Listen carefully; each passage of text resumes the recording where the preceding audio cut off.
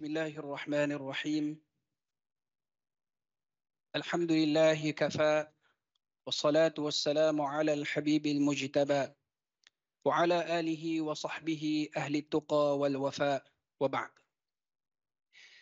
Yang berhormat Menteri-Menteri Kabinet, yang berhormat ahli-ahli Majlis Mesyuarat Negara, yang mulia timbalan-timbalan menteri, hadirin hadirat yang dimuliakan Allah Subhanahu wa taala. Alhamdulillah, marilah kita menzahirkan rasa syukur kehadrat Allah Subhanahu wa taala di atas limpah kurnia nikmat yang telah Allah berikan kepada kita. Sebagai manusia yang diciptakan oleh Allah Subhanahu wa taala, semua dari kita pasti telah merasakan dua nikmat yang telah dikurniakan oleh Allah Subhanahu wa taala sepanjang hidup kita. Seperti mana yang dikatakan oleh Ibnu Athaillah As-Sakandari dalam hikamnya.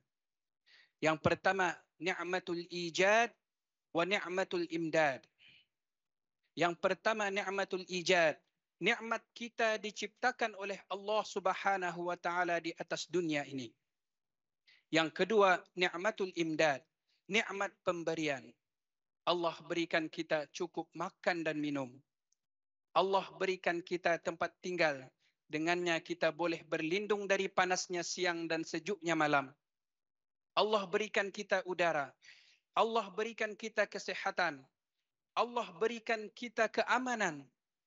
Dan begitu banyak nikmat Allah Subhanahu wa taala yang kita telah nikmati sepanjang hidup kita, sehingga Allah mengatakan wa in ta'uddu ni'matallahi la tuhsuha. Dan jika kamu berusaha untuk menghitung nikmat Allah, la tuhsuha, pasti kamu akan lemah dan tidak akan mampu untuk membilangnya. Maka dari itu perlu kita zahirkan kesyukuran kehadrat Allah. Karena Allah berfirman, la in syakartum la azidannakum. Jika kamu bersyukur, pasti aku akan tambahkan nikmat itu kepadamu. Alhamdulillah, melihat suasana anak-anak program khidmat bakti negara menyahut seruan azan, kemudian membaca doa selepas azan, mereka telah melaksanakan salah satu sunnah yang diperintahkan Rasulullah sallallahu alaihi wasallam. Idza sami'tumun nida qulu kama yaqulul muadzin. Jika kamu mendengar seruan azan, maka jawablah seperti apa yang dikatakan oleh muadzin. Kemudian mereka membaca doa selepas azan. Saya terkenang akan hadis baginda Nabi Muhammad sallallahu alaihi wasallam. Hadis sahih diriwayatkan oleh Al-Imam Al-Bukhari. Sesiapa yang setelah azan membaca Allahumma rabba hadhihi ad-da'wati at-tammah sehingga ke penghujung doa, halat lahu syafa'ati yaumal qiyamah, layak baginya syafaatku pada hari kiamat. Tuan-tuan, puan-puan yang dimuliakan Allah, dalam masa seminggu sahaja lagi, dengan izin Allah Subhanahu wa taala, kita akan masuk ke dalam satu bulan yang dikatakan oleh Rasulullah sallallahu alaihi wasallam sebagai sayyidus syuhur, penghulu segala bulan. Bulan yang dinanti-nantikan oleh mukmin hakiki yang ikhlas mengabdikan diri kepada Allah Subhanahu wa taala. Dirindukan oleh setiap orang yang beriman, tetapi kedatangannya sangat disesali oleh orang-orang munafik. Kerana mereka tidak dapat melakukan perkara yang dapat memuaskan hawa nafsu mereka di dalam bulan Ramadan. Anas bin Malik meriwayatkan bahwasanya apabila masuk bulan Rajab, Nabi Muhammad sallallahu alaihi wasallam akan berdoa, Allahumma barik lana fi Rajab, wa barik lana fi Sya'ban, wa ballighna Ramadan. Ya Allah, berkatilah kami pada bulan Rajab, berkatilah kami pada bulan Sya'ban, dan sampaikan kami ke bulan Ramadan. Mengapa sampaikan kami ke bulan Ramadan? Kerana tidak ada satu manusia pun yang dapat menjamin ia akan hidup keesokan harinya. Apatah lagi bulan Ramadan yang masih beberapa hari ini. Bulan Ramadan merupakan bulan yang agung lagi diberkati. Ini berdasarkan nas daripada Rasulullah sallallahu alaihi wasallam, di mana baginda pernah mengkhabarkan bulan Ramadan merupakan bulan yang agung lagi diberkati, dan baginda menyertaikannya dengan dua perkara. Sebagaimana hadis baginda bersabda, qad adhallakum syahrun azimun mubarak, telah menaungi akan kamu bulan yang agung lagi diberkati oleh Allah. Qad iftaradallahu alaikum siyamah, Allah telah memfardukan ke atas kamu puasa di siang harinya. Wasanantu lakum qiyamah, dan aku sunatkan untuk kamu mendirikan malamnya, qiyamul lail. Oleh kerana itu para ulama dari kalangan salafus salih mengajarkan kita satu doa yang kita boleh amalkan sepanjang bulan Ramadan.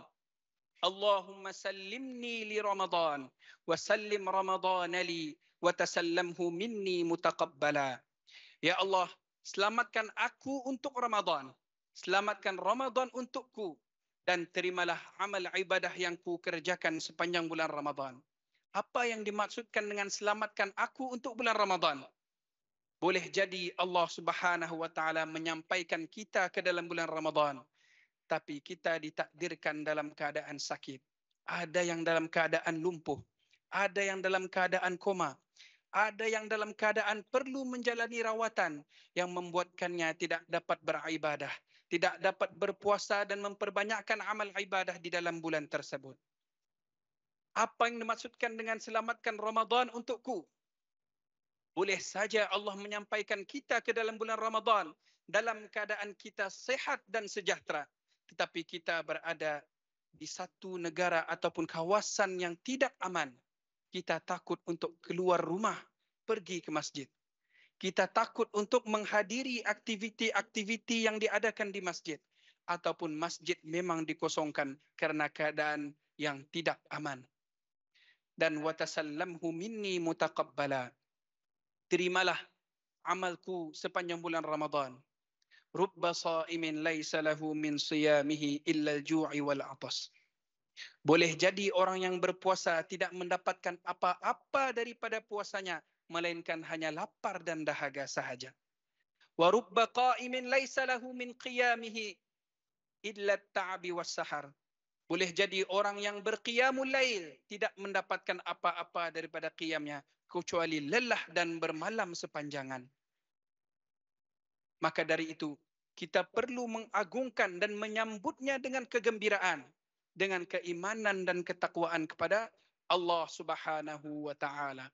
Mengapa kita dianjurkan, digalakkan untuk menambah, memperbanyakkan amal ibadah di bulan Ramadan? Kerana di dalam sebuah hadis baginda sallallahu alaihi wasallam mengatakan, "Idza jaa Ramadan, apabila datang Ramadan, futihat abwabul jannah wa ghulliqat abwabun nar wa suffilatis syayatin." Apabila datang bulan Ramadan, maka pintu-pintu syurga akan terbuka, manakala pintu-pintu neraka pula akan ditutup, dan para syaitan akan dibelenggu oleh Allah Subhanahu wa taala. Hadis ini membawakan dua makna. Yang mana makna yang pertama, makna zahir. Memang pada bulan Ramadan pintu-pintu syurga akan dibuka oleh Allah dan pintu-pintu neraka akan ditutup oleh Allah. Manakala makna yang kedua, seperti mana yang ditafsirkan oleh Al-Imam Ibn Hajar Al-Haytami. Maksud pintu-pintu syurga dibuka oleh Allah adalah pada bulan Ramadan, tawaran Allah Subhanahu wa taala di dalamnya sangat besar dan sangat luar biasa.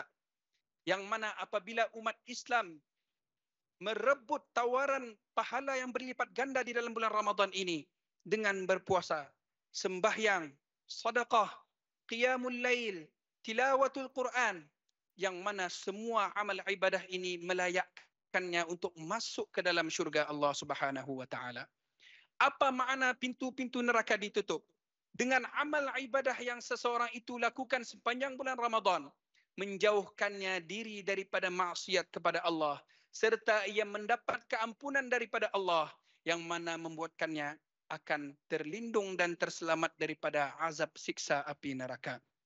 Wasuffilatis syayatin, dan para syaitan dibelenggu oleh Allah Subhanahu wa taala. Kemudian timbul pertanyaan, Ustaz, kenapa di bulan Ramadan masih ada orang yang tidak berpuasa? Masih ada orang yang tidak sembahyang? Bahkan masih ada orang yang berani melakukan maksiat kepada Allah Subhanahu wa taala. Sebetulnya apabila kita merupakan seorang beriman yang mentaati setiap perintah Allah, kita tidak meninggalkan sembahyang, kita mengerjakan puasa, kita memperbanyakkan zikir dalam kehidupan kita, pasti hasutan dan godaan syaitan akan lemah pada diri kita. Allah sendiri mengatakan di dalam Al-Quran, Inna kaida syaitani kana dha'ifa. Sesungguhnya tipu daya syaitan itu lemah.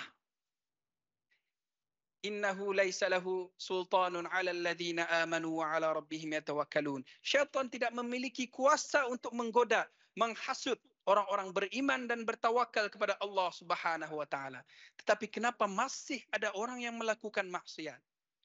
Ini kerana mereka telah dikawal oleh hawa nafsu mereka sendiri. Nafsu inilah yang perlu kita kawal dan jaga. Bukankah Allah mengatakan di dalam Al-Quran, Innan nafsa la'ammaratum bisu. Sesungguhnya nafsu akan mendorong kita melakukan perkara-perkara yang keji. Karena itulah Al-Imam Syafi'i mengatakan, An-nafsu illam tushghilha syagalatka. Nafsu ini jika kamu tidak menyibukkannya dengan perkara-perkara yang berkebajikan, ialah yang akan menyibukkan kamu dengan perkara-perkara yang melalaikan serta menjauhkan diri kita daripada Allah Subhanahu wa taala.